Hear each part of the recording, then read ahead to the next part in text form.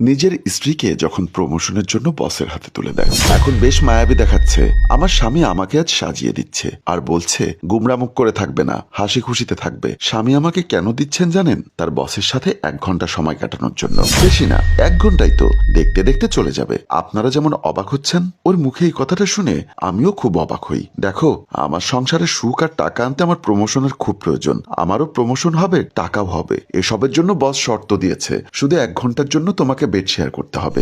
আমি প্রমোশনের জন্য রাজি হয়ে গেলাম, আর আমি ভাগ্যের কাছে হেরে গিয়ে ওনার কথায় রাজি হই। কি অদ্ভুত, আমার স্বামী যত্ন সহকারে আমায় সাজাচ্ছে। ভাবছেন আমি বারণ করিনি? শুনুন তাহলে। অসম্ভব রাকিব, এটা কোনোদিনও সম্ভব নয়। আমি তোমার প্রস্তাব কখনো মেনে নিব না। রাকিব শান্তভাবে বলল, দেখো, এটা আমাদেরই উপকার হবে। বস তোমাকে প্রথম দেখাতেই পছন্দ করে। রাকিব, তুমি স্বামী হয়ে তোমার স্ত্রীকে অন্যের সাথে সময় কাটাতে বলছো? তুমি কেমন স্বামী সেসব পরে। দেখো, এই চাকরির জন্য আমি অনেক কষ্ট করেছি, একটা সুযোগ পেয়েছি প্রমোশনের, এটা আমি কিছুতেই হাতছাড়া করতে চাই না। তুমি যদি কথা না শোনো, তাহলে আমি কঠিন সিদ্ধান্ত নিতে বাধ্য হব।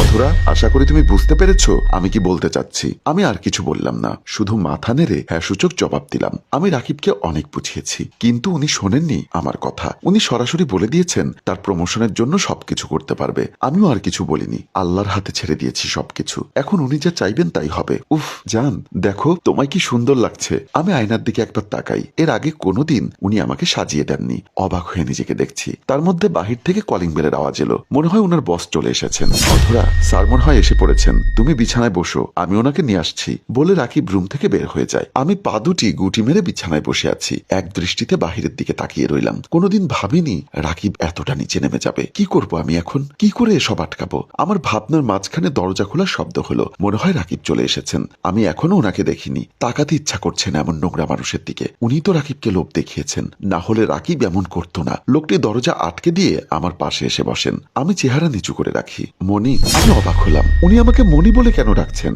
মনি তো আমাকে শুধু একজনই ডাকতো। তাহলে কি? আমি এবার ওনার দিকে তাকিয়ে বেশ অবাক হই। আপনি আপনি এখানে কি করছেন? কেন মনি, জানো না আমি এখানে কি করছি? তোমার স্বামীর থেকে 1 ঘন্টার জন্য তোমাকে কিনে নিয়েছি, সো এই 1 ঘন্টা আমি তোমার কাছেই থাকবো। রাজ, আপনি রাকিবের বস? আমি রাকিবের বস। কি করে পারলেন এমন করতে?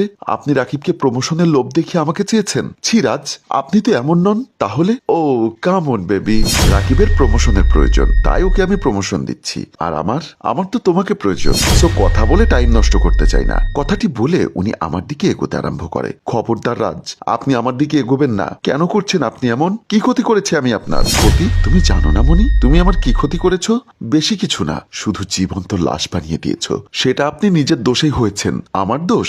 আমার কি দোষ ছিল? তোমাকে ভালোবাসাটা, তোমাকে বিয়ে করতে চাওয়াটা, কোনটা আমার দোষ বলো, কোনটা?